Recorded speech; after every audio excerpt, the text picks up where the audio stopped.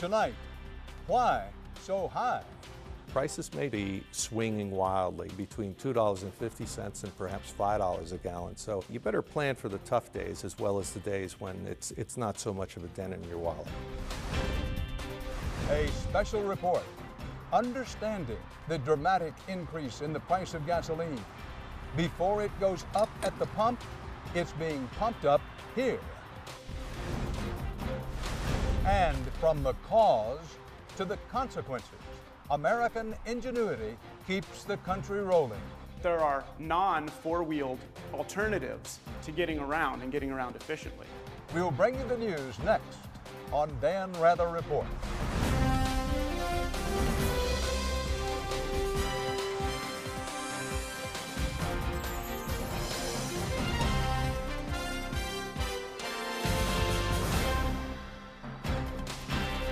And where else would you begin a report on gasoline than in Los Angeles, a city with more cars than eligible drivers? Traffic, it's as constant as California sunshine. Day or night, weekends, holidays, always, they're on the road. It's a metropolis that grew up alongside the automobile, paving the way for America's urban sprawl. In this part of the country, your identity has long been determined by what you drive. Hollywood has even looked at its own car culture in films like L.A. Story. First stop is 6 blocks from here. Why don't we walk? Walk? A walk in L.A. But even in this car-crazed capital, $4 a gallon gasoline has made this a common scene. All right, let me go over a couple of things with you and we'll be on our way, okay? Okay. Claudia Rode is picking up her new Toyota Yaris. I was just looking for something economical that looks good, you know, good in gas, and I think I found the perfect car. It looks great, and it's very compact. Small in size, but big on mileage. 39 on the highway.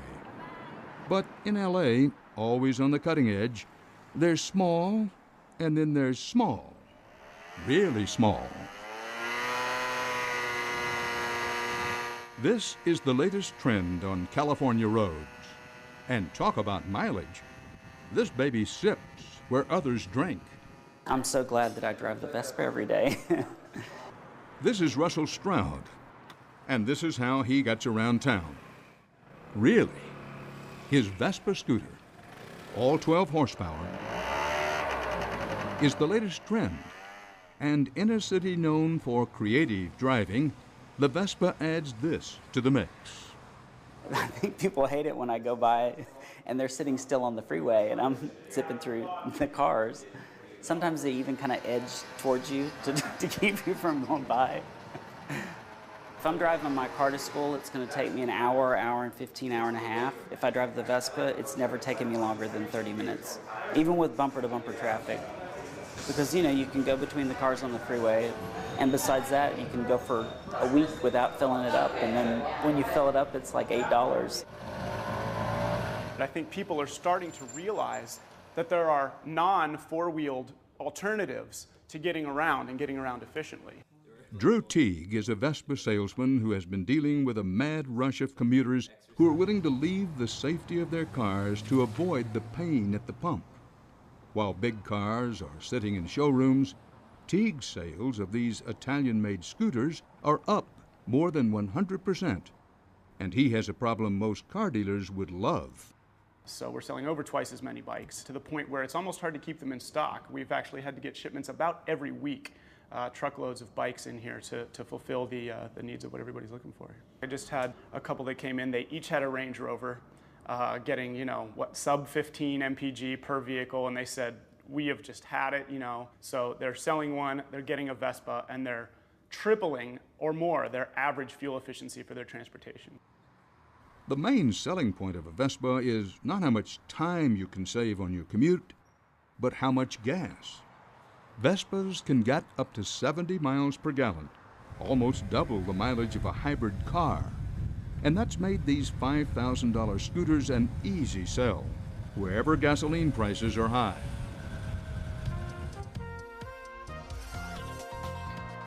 And here in Connecticut, The roads aren't as crowded, but drivers have the dubious distinction of paying the highest gas prices in the country, well north of $4 a gallon, and climbing.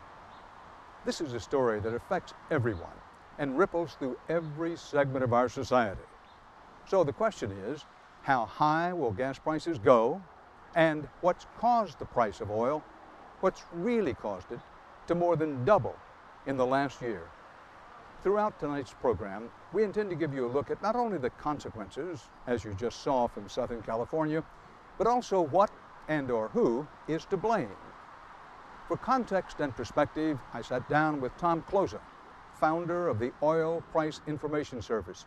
He's one of the best reporters around about oil and gas. He's been following gasoline price trends for decades. As you know, I'm a Texan by birth and by choice. And it's said only half-jokingly that in Texas, don't mess with a mama and don't mess with a pickup truck. Right. Even though the pickup truck may get 15 miles to the gallon.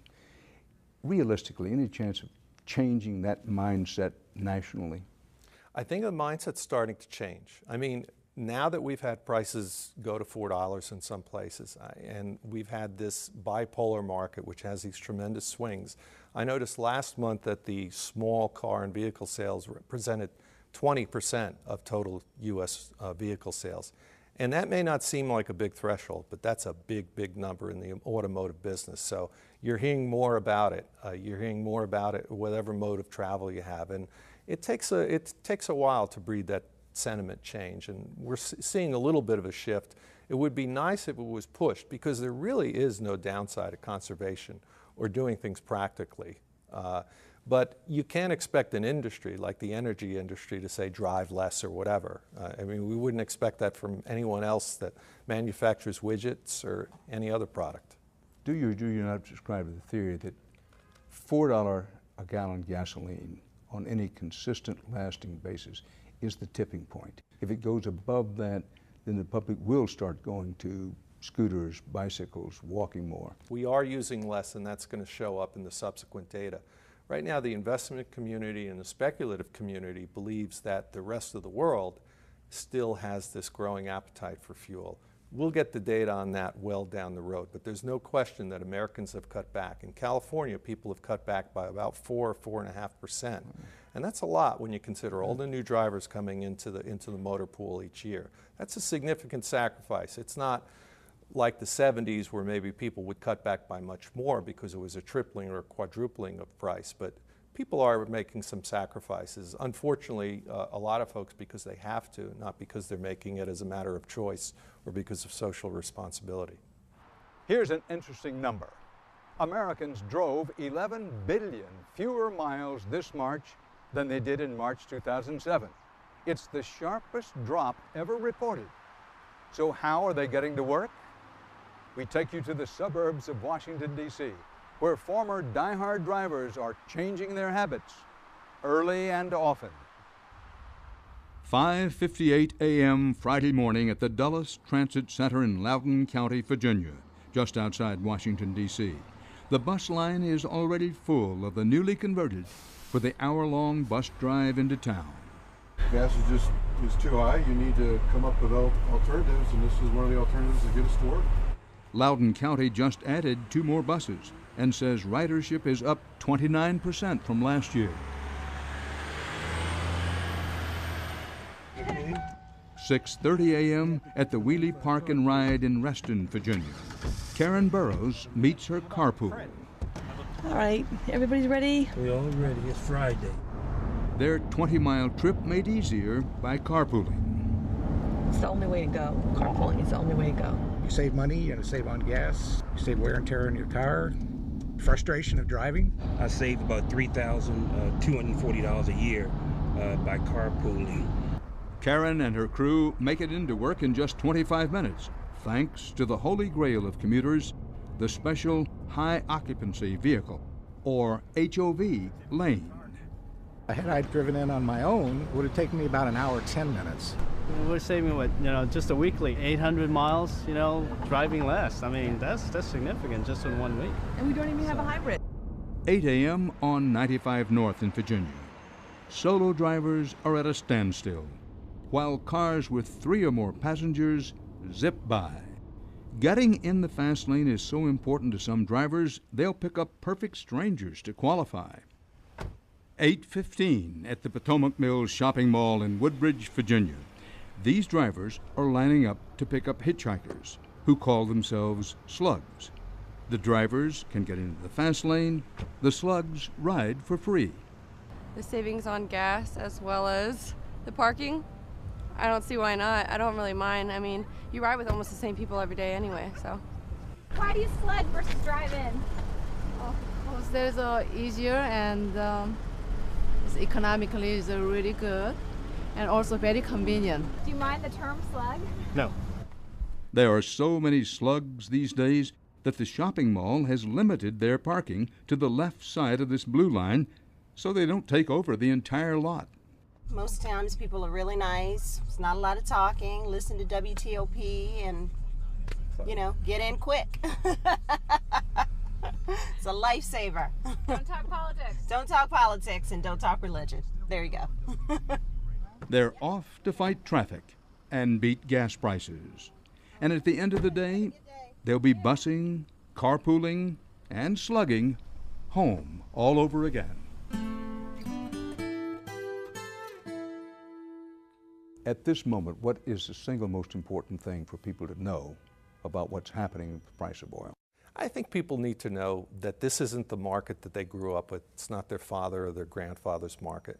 That this is ultimately a resource which is going to get tight, but not necessarily now. And they need to make some sensible choices. They need to recognize that they have to look at their own personal lives and recognize that they're going to have to make some sacrifice for it, and realize that prices may drop, and they may drop below $3 a gallon in the next 18 months, but they're going to tend to be swinging wildly, sort of swinging between $2.50 and perhaps $5 a gallon. So when you're looking at that, you better plan for the tough days as well as the days when it's not so much of a dent in your wallet. With oil prices going up, gasoline prices going up, what will be the effect on companies such as Ford and General Motors, which already have their troubles? I think they've got a lot of trouble for the rest of the decade. They didn't probably invest in enough of the smaller car technologies and the hybrids. I mean, they're making some strides now, but they're a little bit late to the game compared with some of the overseas manufacturers. So it's going to be rugged, and that's probably one of the reasons why politically you won't have necessarily this debate real soon about putting in some tougher standards or tilting the behavior, because tilting the behavior could really hurt Detroit. That's because Detroit invested heavily in SUVs in the 1990s. But that strategy looks like a bad bet now as gasoline prices keep jumping higher. The Kelley Blue Book says the value of SUVs has dropped $3,000 to $5,000 in the last 6 months, a sharp depreciation that's affecting all SUV owners, including Vitaly Sapiro. Sapiro is trying to sell his 2002 Toyota Land Cruiser. He told us he's ready to entertain any reasonable offer. People who always wanted to buy this car and couldn't might be able to get a car at a bargain price. He paid almost $60,000 for his SUV 6 years ago, and he'll take less than $25,000 for it now. Sapiro drives 25 miles from his home in Closter, New Jersey to New York City every day. When he first bought the car, $50 would fill the tank.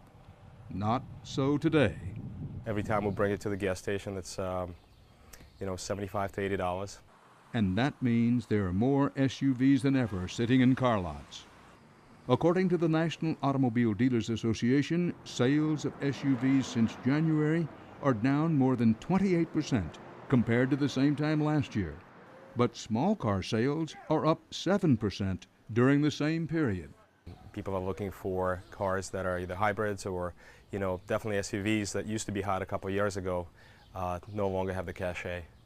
Car dealers across the country are resorting to uncommon tactics to attract reluctant buyers, offering gas cards, discount gas, or, as a dealer in Missouri is doing, giving away a handgun with every purchase. And manufacturers are appealing to shoppers' sense of green. At Toyota, we're not only working toward cars with zero emissions, we're we're also striving for zero waste in everything else we do. Shapiro is lucky in one way. He owns his Land Cruiser. Those who still have loans on their vehicles are finding they might owe more than the SUV is worth. Even with that advantage, Shapiro thinks it could take months to sell his Land Cruiser. And at some point, I'm going to have to make a decision whether I'm going to stick with the car until it dies, which will probably be never, or sell it probably at less money than I was hoping to get for it. And from the gas guzzlers to the gas obsessed, you're about to ride along on a commute here in Connecticut with a driver who is consumed with consumption.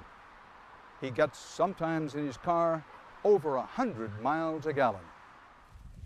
It's 9:30 in the morning in Essex, Connecticut, and John Flory is giving us a class in the art of the commute.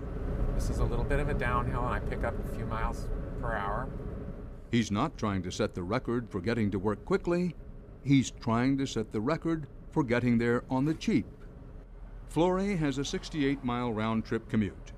Most Americans with a daily drive like this would burn through a tank of gas in a week. Flory coasts on a tank for a month. A really good tank of gas would be over 1,000 miles on a tank, so that's about 10.8 gallons, give or take. Do the math. That's about 100 miles per gallon. Just takes regular. Flory calls himself a hypermiler, meaning he has adjusted his driving so that he can conserve every drop of gas possible. Flory owns a Honda Insight Hybrid, but there's more to hypermiling than that. You don't need to own a hybrid to be a hypermiler. It applies to all different kinds of cars, trucks, you name it. The methods are slightly different for different kinds of cars, and you kind of have to figure out what works for you on your commute and your vehicle. Here, according to Flory, are the basics of hypermiling. First things they generally recommend is just slow down. Another thing they recommend is put more air pressure in your tires up to the point, the recommended maximum sidewall pressure that's listed on the side of the tire. And what that does is you waste less energy in flexing the tire, and you get better coasting. The car rolls better. Flory is always conscious, hyper-conscious, of everything going on both inside and outside his car. From air conditioning... That kills your mileage. ...to traffic lights. I know that this light ahead in the evenings is a very short light, but now in the middle of the day it's going to be a little longer, so I allowed for that. Flory even tries to keep his windows rolled up so the air rushing in doesn't cause drag. And he keeps his foot off the brake. And I'm trying to maintain speed through this corner because I don't want to lose momentum. You don't want to be unsafe, but as much as possible you want to conserve your momentum in the turns. So you try to drive the turns as fast as is reasonable. But fast certainly isn't the way Flory drives during most of his commute.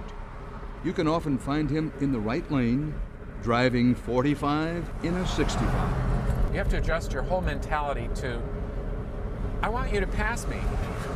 And that's hard at first, but please, go by. On this day, Flory clocked his morning commute at an impressive 103 miles per gallon average, close to his record. But for this gas guru, it's still not enough. Each day I learn a little bit more, and I'm able to do a little bit more. So I've been learning for 2 years with this car, and I'm still improving. While some drivers try to get better mileage out of their cars, more and more Denver commuters are deciding to leave their cars at home. A new report shows riders of public transportation in the U.S. jumped up 3% from last year. The biggest increase was in light rail riders, up 10%. Denver resident Chad Bernhardt is one of them. There's no point of me driving downtown just to park my car for 8 hours. It just makes sense for me to just catch the light rail. In a city better known for its love of the pickup, the cost of gas is changing the driving culture. Almost every American city has watched the number of people using mass transit shoot up. Denver has had the highest weekday use recorded since the system opened in 1994. It does make me feel good that I'm not driving my car. Plus, I can get some reading done on light rail. I also use the light rail to go to school. Denver is one of the most congested cities in the country. The light rail riders we spoke to said their commute takes about the same amount of time it does to drive, but with far fewer headaches. You don't have to deal with all the other traffic and other drivers. People driving downtown have a tendency to drive a little crazy. And as Trish Logan knows, the light rail is a reliable alternative in a city that got 35 inches of snow last year. And during the winter months, it's hard to get downtown with the snow, and the light rail always makes it. While more commuters are now using mass transit to go from their suburban homes to their jobs in the cities, coming up, two cities that are trying to make where we live and where we work one and the same.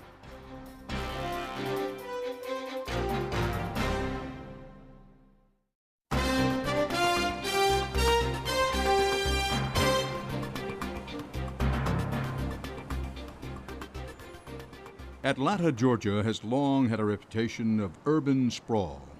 Its 5.1 million residents are spread out over 8,000 square miles, an area larger than the state of Massachusetts.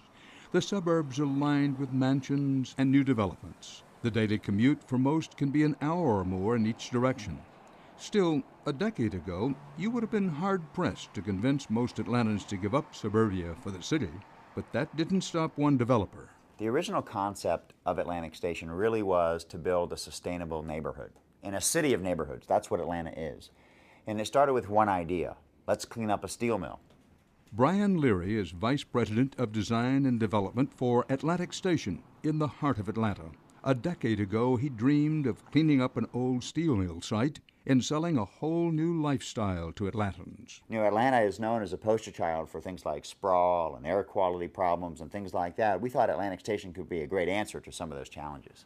In 1997, one of those challenges was not high gasoline prices. They were only about $1.30 a gallon then. But even so, Leary was convinced that Atlantans needed to change the way they relied on automobiles. He and his team had in mind a mixed-use complex of townhomes and apartments embedded with commercial space that included restaurants, shopping, and amenities, all built around the idea that it was better to walk than drive. Atlanta is a city where we drive to where we walk. Think about that for a second. It's a beautiful day. I want to go for a walk. Everyone piles in the car, drives someplace to do that. We drive as a region 110 million miles a day. That's more than any region on the planet.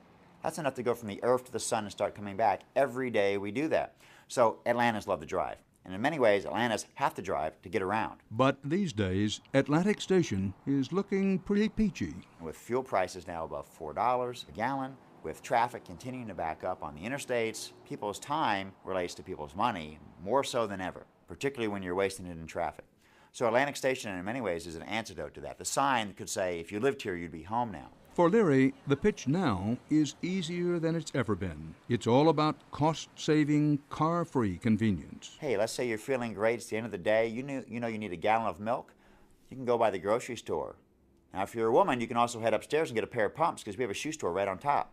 So you can get heels and meals all in one building. Literally, I don't have to leave. I don't have to leave Atlantic Station. Stay-at-home mom, Kathy Grays, is one resident that no longer has to rely on her car to get around. We'll have people come over and we'll say, okay, let's go out to dinner. And we start to walk outside and they're confused, like we're walking, and we're like, yeah, because by the time you drove to the parking deck and walked up, it's faster just to walk there. And so it is a little bit of a mindset, but I think you would just automatically get used to it, just like we did. There was a time when the Grays family, just like their friends, relied on their cars for everything. That all changed when they moved here from the Atlanta suburb of Woodstock. I probably filled up at least once a week when I was in Woodstock, just going to friends' houses and that sort of thing. And now it's probably half that. It's probably every 2 weeks or so. One of the reasons we really liked Atlantic Station is because we don't ever have to get in our car. I'm actually selling my car. Caroline Fleming and her husband just moved here from Lubbock, Texas, where they own 2 cars and commuted about an hour each day. Now, she doesn't have to use her car at all. Well, what I do is I wake up in the morning and I walk about 30 feet down to the corner, and Atlantic Station has a shuttle bus.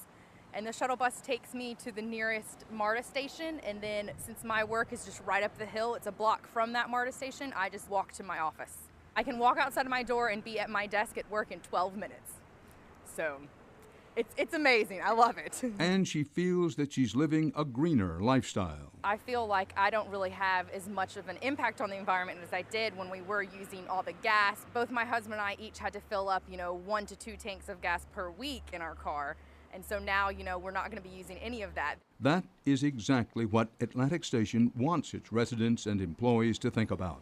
Healthy lifestyle changes and energy awareness. So it's really not trying to make people feel bad about using the car. It's making them feel good about doing something different. We have a car share program out here as well. Zipcar, you can just check a car out by the hour. Atlanta needs an alternative, and Atlantic Station has provided that. All this convenience does come with sacrifices. You could own a nice home in the suburbs for the cost of a 2-bedroom here, but that's a trade-off many Atlantic Station residents don't mind. It's very cost efficient to live over here, even though it's a little bit more expensive, but I mean, it kind of evens out once you equal in all the commuting and stuff that I don't have to do. Atlantic Station is about 45% developed and will not be completed for another 8 to 10 years. Grace, who is expecting another baby at the end of the year, wonders what things will be like for her children another decade from now. When I've done my 2 previous kids' baby books, it has all the things that you record, and one of the things is gas prices. And with my first daughter, it was something ridiculous, like $1.80. Willie John Jones, are you in the tub? When I see $4, $4.20, whatever, it hit another record high today, I think about, what am I going to have to write in this kid's baby book? Leary says residents here can be reassured that even if gasoline prices do continue to rise, Atlantic Station will be here for them. The roads can only get so wide, and our roads have been built for 25 years, but we think Atlantic Station is going to be around a heck of a lot longer than that. We want to make sure we've planned for it. Across the country from Atlanta is a city that's been planning for the future for a long time. When it comes to transportation and development, Portland, Oregon is way ahead of the game. 3 decades ago, Portland drew a line around the city and pledged to keep all urban growth within that boundary. To make it work, the city has come up with innovative public transportation options, from speedy city buses to the powerful light rail to sleek new air trams. And in 2001, Portland launched the first modern streetcar system in the country. Michael Powell, whose bookstore has been a Portland institution for almost 30 years, sees the benefit of the streetcar firsthand. I finally passed the $80 mark the other day when I filled my gas tank. That makes you think, and for a lot of people, that's a big chunk of change. Being able to ride a streetcar, that's a very viable alternative to the old Betsy and the gas and the maintenance and the parking and all of the associated costs with owning a car. Many of the people who now live in this neighborhood have downsized to 1, in some cases no cars. But it's not just about getting rid of cars. It's about economic growth. Where once Powell's Books was surrounded by empty buildings, the streetcar has transformed it into one of the most vibrant neighborhoods in the city. Personally, it's been exciting to see the neighborhood blossom. It was funky, but a little too funky before. Too many dark corners, too many empty buildings. Now it's a very lively nighttime scene. We're open till 11 o'clock every night. It's very vigorous, vital. Lots of restaurants, bars, stores, homes, parks. And the streetcar has been a facilitator of that. It's just been amazing to watch it happen. People really like riding a train. They just smile. I think that sort of takes them back to their childhood in some way. The fascination with track transportation is just something that people are very excited about. The streetcar is really about neighborhood transportation, and it's really about the pedestrian and making it possible for pedestrians to go just a little bit further than they would be likely to go on foot. Gloria Olin literally wrote the book on streetcars. She works for a nonprofit group pushing for more public transportation in more cities. And she's been consulting with dozens of communities across the country that are interested in starting their own streetcar systems. Olin says they're a cheap solution to inspire urban renewal. We call them development-oriented transit because when you put the streetcar tracks down in the street, developers want to be close to the streetcars. There was a study in Portland that showed that developers built at 90% of allowable density right next to the streetcar line, and that it tapered off to about 45% of allowable density at 3 blocks and further away. In Portland, this isn't theory, it's a reality you can see. We were surrounded literally by empty buildings that had been a brewery. And while it was a brewery, the neighborhood smelled nice, but it was empty buildings. They weren't the best neighbors. Now they're filled with residents and offices and retails. It all seems so modern. And yet, a century ago, downtowns in cities across America looked very much like today's Portland. Well, streetcars were very popular in the 20s and 30s, and most systems, I think, were around until the 40s and 50s. But after World War II, of course, everybody came back, and America was booming, and the suburbs were booming, and everybody wanted a car, and streetcars just fell out of popularity. So 100 years later, we went back and we figured out an old lesson that actually was pretty good. Rick Gustafson is the head of the Portland Streetcar Company. He says Portland's foresight in favoring public transportation over expanding their highway system has had tremendous results. Portland is very proud of the fact that today, in 2008, there are no more cars driving in downtown than there were in 1970. We handle 12,000 trips a day, nearly 4 million riders a year on the streetcar.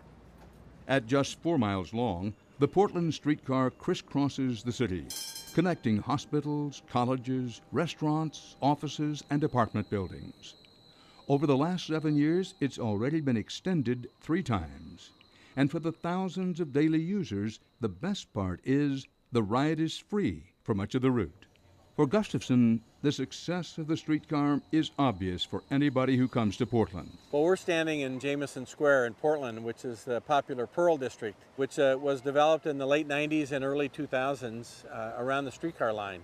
With parks, open space, essentially a walkable urban environment, it actually ended up being the best place to live in the Portland region. Pearl District resident Dee Abate is out for a morning of errands with her granddaughter. She says the change here has been remarkable. 10 years ago, it was truly very industrial, old warehouses. I'm not sure there was anything down here. But when the streetcar line went in, so did Abate. She sold her condo in Washington State to move to the neighborhood. We're actually heading up to the grocery store. I needed a few things, so we're embarking out on the streetcar. I babysit once a day, so we hit the car and away we go. And this will take you to museums. It just takes you to everything.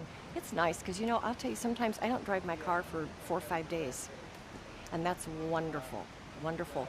A lot of people don't have a car here because of that. They don't even need to. But for Michael Powell, the streetcar represents more than just freedom from cars or the rebirth of a neighborhood. It makes a statement about your city, that you care, first off, about the environment, and you care about how people move around. We're not here as the enemy of the car, but we're here to recognize that cars have their limitation. The streetcars were originally designed to solve problems when there were no cars or when cars were very expensive. Well, cars in a different way are very expensive today, and the streetcar is as relevant now as it was at the turn of the 20th century.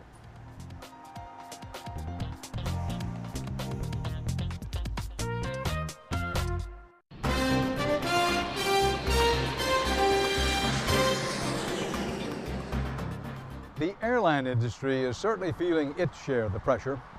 That's because, there's no better way to put it, jet fuel prices are soaring. Several smaller airlines have filed for bankruptcy protection in the past few months, while the larger carriers in the U.S. have moved toward reductions in flight schedules, grounding heavy planes, and layoffs of people. Some of the larger carriers are introducing a variety of extra fees and higher ticket prices in an effort to compensate for the doubling of jet fuel costs since January of last year. American Airlines, the largest in the country, has announced a new $15 fee on passengers' first checked piece of baggage. That's in addition to the recently enacted $25 charge on a second checked bag. But according to Tom Closa, high fuel prices aren't just affecting big businesses. In the rest of the world right now, the perception and probably a little bit of the reality is that the product that's tightest and the demand is growing the fastest for diesel fuel, transportation diesel, diesel to power generators, diesel to run the mines, diesel to run the agriculture. That's why diesel prices are above $5 on bookends of the country in California and New York. Jet fuel as well. Jet fuel prices are very, very high.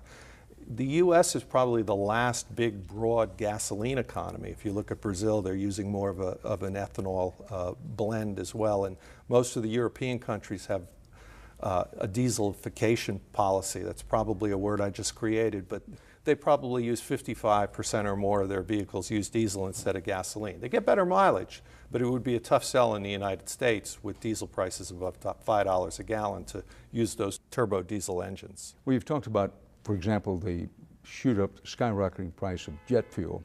And that affects big airlines and eventually affects consumers. Let's talk about smaller businesses. With the high price of oil, what does it do to small and medium-sized businesses?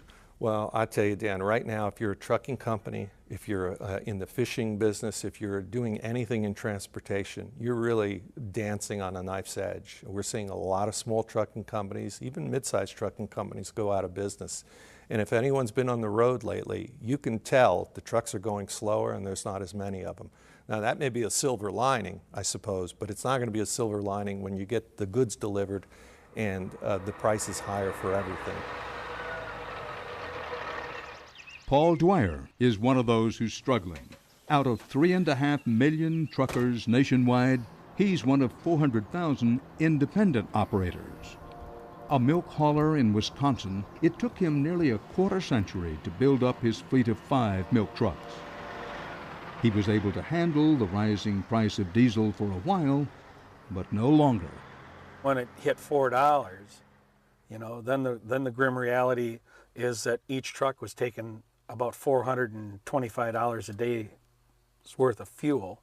You times that by 5 and you got a $2,000 a day fuel bill. You know, and yeah, I panicked. Dwyer's day begins at dawn as he travels 40 miles to a dairy farm in Unalaska, one of dozens of farms across the state where he picks up milk. 76 miles down the road at the processing plant, the milk will be pasteurized and made into mozzarella cheese and sold across the country. For Dwyer, this is not just a job. It's what he loves to do. When I started hauling milk, that's when I knew that I found what I wanted to do. It's just the close relationship you have with each farm. They're not only business contacts, but they become your friends. But the high fuel prices have changed the milk business, and not just for the truckers. As diesel goes up, it costs more to process the milk, as well as transport it, and ultimately everything gets more expensive. At the end of the chain, you see the higher prices every time you go to the store. In the past few months, a gallon of milk that used to be like $2.49 a gallon is now over $3.05 a gallon, and some of it's even higher than that. As a nation, we depend on trucking to deliver just about every bite of food we eat. Even if it travels by air or rail, the first and last mile to the store still goes by truck. Independent haulers like Dwyer provide competition for the bigger companies and help keep down the cost of shipping. But when it comes to their expenses, they can't negotiate volume discounts like the big guys on just about everything from truck parts to fuel. Around the country, independent truckers have been holding protests, like this recent one in Pennsylvania. This is probably the worst it's ever been. 6 months ago, I was pretty happy with everything. Yeah, fuel price was on the rise, but it was okay. You know, it was still manageable. But now I worry that our economy can't handle this high fuel price. And I worry that the economy is going to collapse. And if it collapses, someday I'll wake up and I'll be as broke and poor as a church mouse. I will have the farm skillet. The cost of diesel is topic number one at the local diner. You know the East Side Dairies over there? Yeah, Easttown? Yeah. Well, from Sunday night till Wednesday night, he spent $12,000 on fuel. After lunch, Dwyer stops at 2 more dairy farms, collecting his last loads for the day. Are you hauling the rest of the week? Yep. Oh, yeah. Yes, I am. The good news for Dwyer is that his day ends around 3 in the afternoon. The bad news is that after 262 miles on the road, it's time to fuel up. Today the bill is $333.63. We had 71 gallons of fuel. 2 weeks ago our fuel was about $4.38 a gallon. We're up almost 30 cents in 2-week period. By Dwyer's estimate, that's an additional $6,000 a month. Hello, Dwyer Mill. The higher fuel bill means less money for other expenses. Maybe the tire guy won't get paid this month. Maybe the shop won't get their money this month, for repairs and maintenance that I don't do. It's like a lottery system. You got to pick and choose who gets paid and who don't get paid. But drivers have to be paid and the fuel bill has to be paid. How long will it be before Dwyer parks his trucks for good? He says he'll hang on as long as he can, but that it all depends on what happens at the pump. If the fuel price spiked and went to $6, $7 a gallon, that would probably be enough to take us out. And like I say, 25 years is done and over. So then I could be a Walmart greeter. And while small businesses are seeing their fuel bills go up by thousands of dollars, the U.S. military, the largest single user of fuel, measures its fuel costs in the billions. That's with a B. The armed forces uses some 340,000 barrels of oil a day. That's 1.5% of all the oil used by this country. And the single biggest user in the military is the Air Force. The biggest single cost for the Air Force is jet fuel. It flies through more than 200 million gallons of fuel a month. In the past 4 years, the Air Force's costs for jet fuel alone have doubled to $6 billion last year. Every time a barrel of oil increases by $10, that equates to $660 million annually of additional expense for the United States Air Force and for the American taxpayer. It's Bill Anderson's job to cut the Air Force's fuel bill. He is the Assistant Secretary for Installations, Environment, and Logistics. We're talking about cost increases that are in the billions of dollars, not pocket change. It severely impacts the way that you can that you have to run your operation. Spiraling costs have forced the Air Force to go green. The largest solar array in the Americas is at Nellis Air Force Base outside of Las Vegas. It's actually saving, we project, on an annual basis, the American taxpayer $1 million a year in energy costs. So we're looking at renewables like solar, like wind, like biomass materials, and we're also looking at whether nuclear, small package nuclear facilities are feasible at Air Force bases. Another option, using synthetic fuel derived from coal instead of petroleum. Anderson says that coal-based fuel is less expensive and can be produced in an environmentally friendly way without relying on foreign countries. They refer to the United States as the Saudi Arabia of coal. So if you can learn to use coal in a very clean way, it provides a tremendous number of options and flexibility. So far, synthetic fuel has been used successfully in the B-52 and B-1 bombers, as well as this C-17 cargo plane. The Air Force intends to get half its fuel from non-petroleum sources by 2016. The war in Iraq has shown that cutting fuel saves more than just dollars. It can save lives. That's because getting fuel convoys to the battlefield puts troops at risk. So if we can take convoys off the road, that's a good thing. If we take airplanes out of the sky that aren't necessary for transportation, it's a good thing. The soldier, sailor, airman, or Marine of the future probably will be a greener member of the military than our folks are today, because not only because of the price of fuel, but because it's going to make it easier to do the mission as we move forward. Tonight, you've seen many ways the country is coping with high fuel prices. We've seen examples of struggle and innovation. While no one seems confident in predicting how high the prices will go, everyone seems to have their own theory as to why they're going up. To try and make sense of the madness, here again is analyst Tom Closa. When you talk to oil company executives, I've tried to talk to some, what they say is the blame is on speculators. That's a quote. If you're looking for somebody to blame it on the speculators or financial players. What do you think of that? There's an incredible flow of money, and not traditional money, not coming from oil companies and not coming from end users like airlines or refiners, that's been pouring into the oil markets, not specifically oil, all commodities, but oil is probably the one that strikes the most attention with the public. And that investment, a buy and hold strategy in particular, for really billions of dollars, is probably more to do with why oil is about $130 or more than why it's $50 or $70, such as we saw earlier in the decade.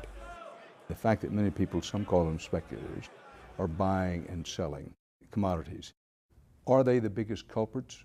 I think they're the culprits in this move from, let's say, $100 to $130 a barrel. Whenever a flood of money, money is the biggest fundamental out there. And when everyone thought Krispy Kreme was a great bet, the price of Krispy Kreme went up despite some of the short sellers who said this is ridiculous, it shouldn't be moving that high. And the same thing's happening in oil right now. People aren't sort of intrepid enough to sell into it. And there's a sense that more and more pension money and sort of sleepy investment money is going to come in and buy all commodities, including oil. But oil and corn and metals are some of the favorites right now. If you look at all commodities since 2007, they've all risen, perhaps not in tandem with one another, but quite substantially. It's one of the great moves of an asset class of this decade. Much more than real estate, much more than stocks, much more than bonds. What about the peak theory, something called, quote, the peak theory? What is it and how does this figure in? Well, peak oil is the notion that we've reached sort of the capacity of finding oil and it's going to be in decline. And there's a lot of different theories about that, whether it's going to be 2015 or beyond. But we really won't know when we're past peak, so to speak, until we're looking at it in the rearview mirror. So there's a lot of things we can do rather than say we're at the peak and we need to do this or that. There's some sensible action that can be taken. Such as? Well, I think we really need to have a dialogue about this investment flow, not just in oil, but into all commodities.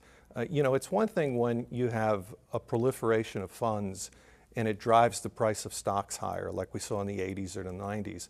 But it's a different thing when it's driving the prices of core commodities that really a lot of the world depends on for sustenance. We can be engaging in a little bit of statistical immorality here.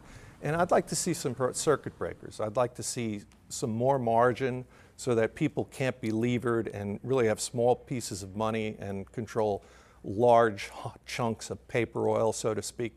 And I think we really need to think about it as a country and perhaps across a number of countries and think about whether it's wise to have investment money flowing into things like corn and grain and oil that are really lifeblood instruments for the population.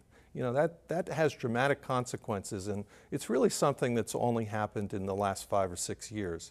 Commodities used to be the province of the speculators and the pros, and now it may be that in the next few years individuals may not even know it, but they're investing in these things.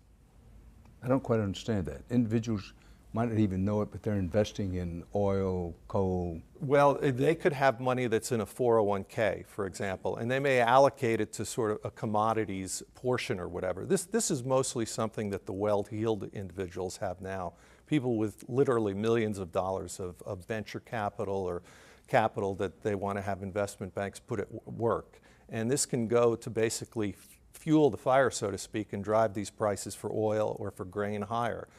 India recently outlawed trading rice as a commodity there. And I think they're worried about it because they're worried about potential famine. And you wouldn't call it a famine with oil, but certainly if people don't have the right to buy it at a reasonable price because of investment money flowing in, that's a problem.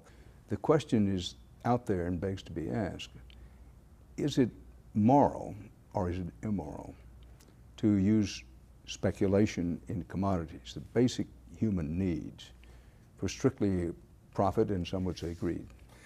I think that's the question we have to ask. And I think that's the question that not just Americans have to answer, but the other developing countries and the other prosperous countries, because we could reward the elite in this country, but we really could put a lot of people over the edge into poverty. And I think it's a good question to ask. I don't know the answers.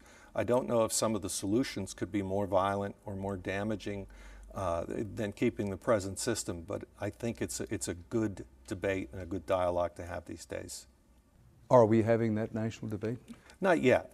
I'm starting to see a few columnists talk about it, and I'm starting to see some people, even within the oil business, they're mostly quiet voices, but they're saying the business has been taken over by the financial houses. And not that the financial companies are guilty of any particular collusion. It's sort of the collusion of like thinking, where everybody believes that this is going to be the favored asset class and the prices go higher. You know as well or better than I do that people say, listen, free market is the answer. The free market will eventually take care of all of this. So we don't need legislation, we don't need regulation, we don't need any circuit breakers. Just let it go and the market will take care of it. Well, that's possible, but free markets can deliver out pain and they can mete out pain in unbelievable doses. And one can say that $150 to $200 barrel oil is a good thing based on carbon footprints and based on the conservation it inspires, but then you have to look at all the people on the margins of society, whether in the US or abroad, that really get hurt by this. And I think it's a dialogue we need to have, not just with oil, but with other sort of lifeblood commodities. And we're starting to hear some murmurs about it right now, probably not in political circles, but within the people who professionally watch commodities markets. By lifeblood commodities, you mean rice, corn, wheat, coal? Right, it's something which would be difficult to do without. And in the US, it would be difficult for people to do without their gasoline. And I can't recall since Jimmy Carter where anybody asked for the US population to make any sacrifices on energy. So I don't expect we'll see anything on that score by November. What should these candidates be proposing? Well, I wish they would propose that we really think about having some energy discipline or a national energy discipline program. And I think they should be talking about extra drilling as well as some conservation. You know, do something for the left and do something for the right. But I also recognize that to ask the Americans to make sacrifice these days is probably political suicide, so I wouldn't expect anything to happen. Do you believe that asking Americans to make a sacrifice would be political suicide? It's well accepted in the political world. Right. You do it, you die. I think that once one gets elected, one can do it, but I'm enough of a longtime journalist and a cynic to believe that it might not work this year. You know, I think pretty highly of the American people, but I think that would be a tough sell. Tom Closo. And that's our report tonight from Connecticut. For HDNet, Dan Rather reporting. Good night.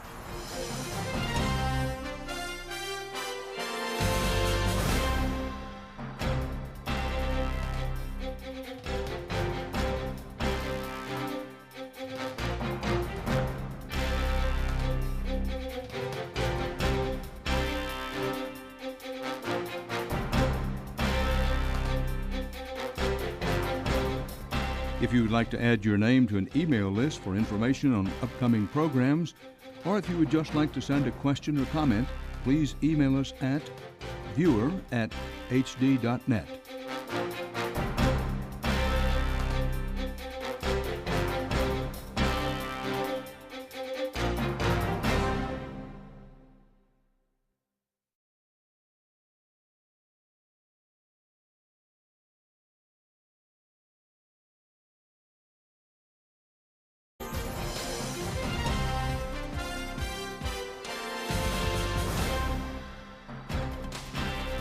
And where else would you begin a report on gasoline than in Los Angeles, a city with more cars than eligible drivers? Traffic. It's as constant as California sunshine. Day or night, weekends, holidays, always, they're on the road. It's a metropolis that grew up alongside the automobile, paving the way for America's urban sprawl. In this part of the country, your identity has long been determined by what you drive. Hollywood has even looked at its own car culture in films like L.A. Story. First stop is 6 blocks from here. Why don't we walk? Walk? A walk in L.A.? But even in this car-crazed capital, $4 a gallon gasoline has made this a common scene. All right, let me go over a couple of things with you and we'll be on our way, okay? Okay.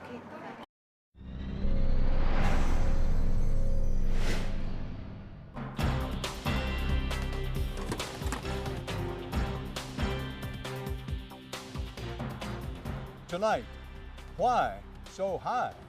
Prices may be swinging wildly between $2.50 and perhaps $5 a gallon, so you better plan for the tough days as well as the days when it's not so much of a dent in your wallet. A special report understanding the dramatic increase in the price of gasoline. Before it goes up at the pump, it's being pumped up here. And from the cause to the consequences, American ingenuity keeps the country rolling. There are non-four-wheeled alternatives to getting around and getting around efficiently. We'll bring you the news next on Dan Rather Report.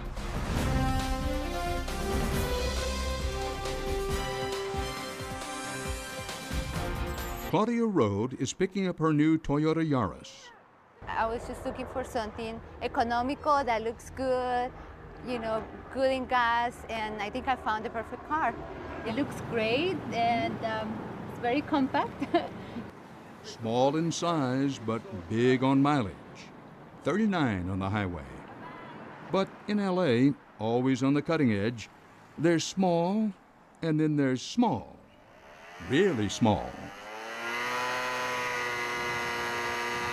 This is the latest trend on California roads. And talk about mileage. This baby sips where others drink. I'm so glad that I drive the Vespa every day. This is Russell Stroud, and this is how he gets around town. Really, his Vespa scooter, all 12 horsepower, is the latest trend. And in a city known for creative driving, the Vespa adds this to the mix. Hard to keep them in stock. We've actually had to get shipments about every week, truckloads of bikes in here to fulfill the needs of what everybody's looking for. I just had a couple that came in. They each had a Range Rover, getting, you know, sub 15 mpg per vehicle, and they said, we have just had it, you know. So they're selling one, they're getting a Vespa, and they're tripling or more their average fuel efficiency for their transportation. The main selling point of a Vespa is not how much time you can save on your commute, but how much gas. Vespas can get up to 70 miles per gallon, almost double the mileage of a hybrid car. And that's made these $5,000 scooters an easy sell, wherever gasoline prices are high.